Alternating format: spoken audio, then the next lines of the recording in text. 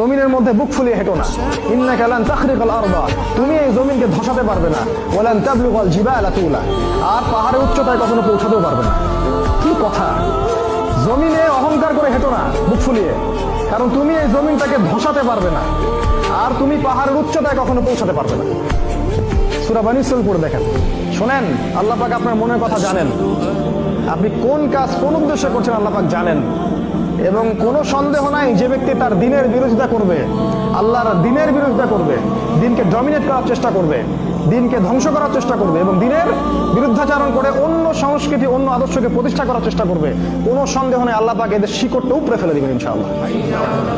এটা আল্লাহর দায়িত্ব, এটা আমরা কোনো ব্যক্তি যদি নাও করে, এটা আল্লাহ নিজেই করবেন ইনশাআল্লাহ। সূরা তওবা পড়ে দেখেন, আল্লাহ বলেছেন তারা কি দুইটা শাস্তির একটার জন্য অপেক্ষা করছে? হয় আমি মুমিনদের হাত দিয়ে ওদেরকে শাস্তি দেওয়াবো, না হলে আমি নিজেই ওদেরকে শাস্তি দিব। সাহাবীরা বলতেন, এই যুগে কি মানুষের বিবেক চলে যাবে? নবীজি বলতেন, এই যুগের মানুষগুলো হবে আবর্জনার মতো, কীট পতঙ্গ আবর্জনার মতো। ইলম উঠে যাবে, জ্ঞান উঠে যাবে, জাহিলিয়াত বর্ষিত হবে, আলেমদের মৃত্যু হয়ে যাবে।